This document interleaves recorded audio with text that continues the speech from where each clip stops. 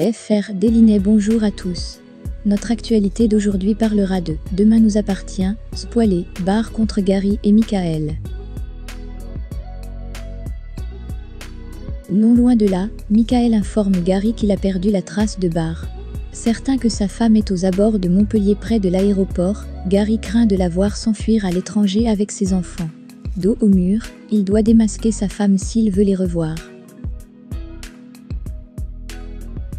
Cette fois, pour protéger Louise et sa famille, Barr décide d'affronter Gary, ex-mari de Louis, et Michael, même s'il sait qu'ils sont tous les deux dangereux. Cana a enquêté et lui a dit. À Montpellier, Aurélien et Mathilde fouillent dans les affaires de leur mère et tombent sur la photo de son mariage. Pendant ce temps, Anna informe Barr que le restaurant de Louise n'a jamais fait faillite et qu'elle l'a revendu une bouchée de pain afin de quitter la ville au plus vite.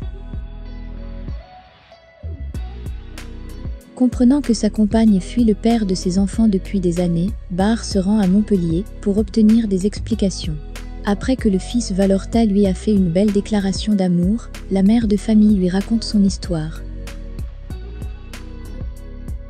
Louise et Gary se sont mariés en 2003, un amour qui a donné naissance à Aurélien et Mathilde. Mais leur bonheur s'est rapidement transformé en cauchemar pour Louise, quand Gary est retombé dans la drogue et s'est mis à dealer.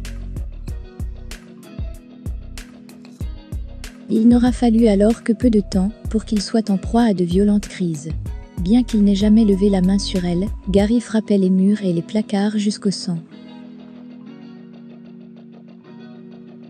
Si Louise arrivait à supporter les disputes, elle s'est ensuite fait du souci pour ses enfants lorsque des inconnus ont commencé à squatter leur appartement et qu'elle a retrouvé Mathilde en train de jouer avec une seringue.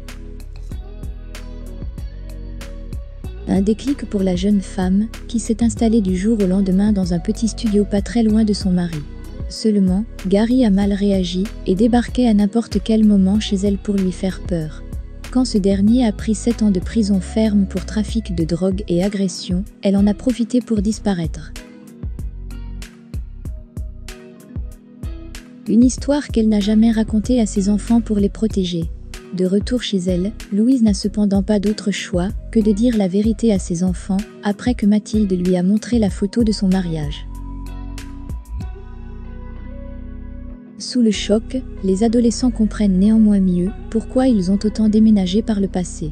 Prête à tout sacrifier pour les protéger de l'homme qu'elle a aimé, Louise affirme qu'ils doivent absolument partir pour la Guadeloupe pour lui échapper. Au cours du dîner, Mathilde pose de nombreuses questions sur son père. Tandis que l'adolescente aimerait le rencontrer, sa mère s'y oppose, expliquant que c'est un homme dangereux. Solène est arrivée à Boston et discute en visio avec son père et son frère, qui l'encouragent à se montrer forte. Plus tard, Sacha aimerait savoir si son fils a réfléchi à sa proposition de vivre avec les couturiers.